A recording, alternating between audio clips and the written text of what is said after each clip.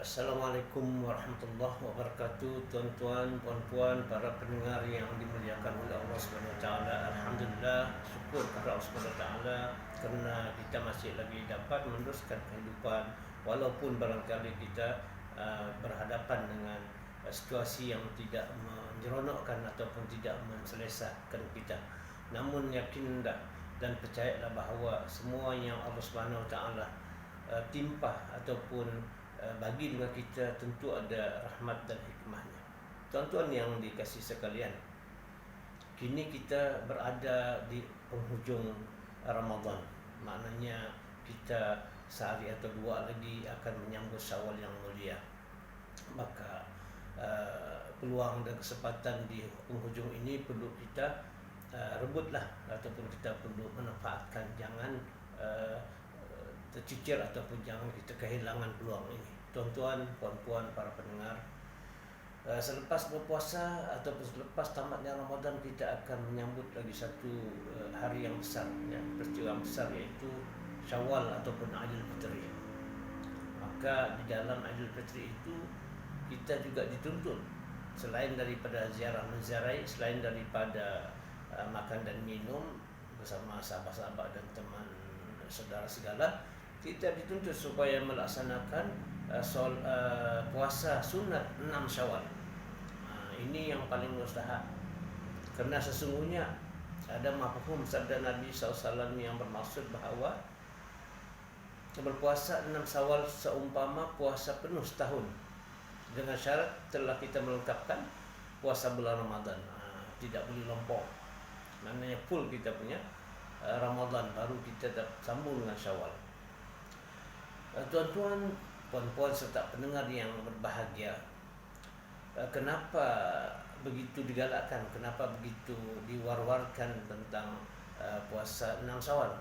Kerana ada beberapa kelebihan ataupun beberapa keistimewaan yang terdapat pada 6 Syawal ini. Yang pertamanya iaitu sebagai mendapat ganjaran pahala yang setahun, sebagaimana yang saya jelaskan tadi. Kita buat 6 Syawal bersamaan dengan puasa sepanjang tahun. Bayangkan tuan-tuan dan puan-puan, kita 6 hari sejak berpuasa, tetapi dia punya hikmah menyamahi setahun.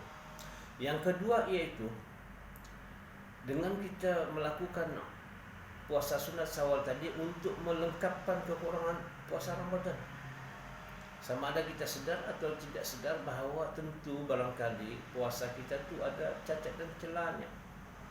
Barangkali kita tidak terkawal kita punya mulut, tangan, mata dan segalanya daripada berbuat sesuatu yang bercanggah dengan syariat, ataupun kita barangkali terlupa, lalai dan sebagainya. Maka dengan kita melakukan 6 Syawal ini, dia diharapkan untuk menampung ataupun memperbaiki kita punya kekurangan pada bulan Ramadan ataupun puasa Ramadan. Dan yang ketiganya, supaya manusia tidak lupa menunaikan puasa sunat lain sebagai latihan, sebagai langkah-langkah proaktif, sebagai galakan agar manusia tidak mengabaikan lagi peluang-peluang melakukan puasa sunat yang lain.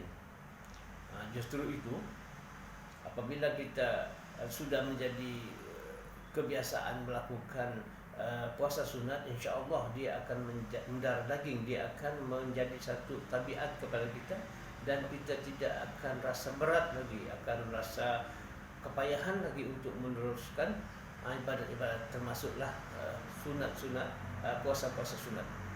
Tuan-tuan perempuan yang dikasihi sekalian, oleh yang demikian jelas kepada kita bahawa apabila kita melakukan ibadat puasa dan diteruskan dengan 6 Syawal tadi, insya-Allah kita akan beroleh pahala yang cukup besar daripada Allah Subhanahu wa taala, di samping ianya menjadi satu bentuk kebaikan ataupun satu bentuk rawatan kepada diri kita sendiri. Kerana sebagaimana yang kita sedia maklum bahawa puasa bukan sahaja ianya sebagai satu titah perintah Allah Subhanahu wa taala, tetapi ianya juga merupakan satu kebaikan dari segi kesihatan, ekonomi dan sebagainya. kepada kita kalau kita hayati, kalau kita betul-betul manfaatkan.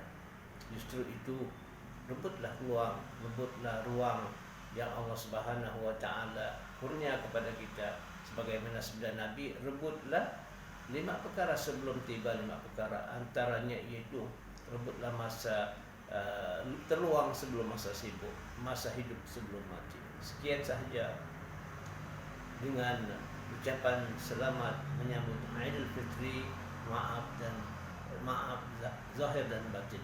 Assalamualaikum warahmatullahi wabarakatuh.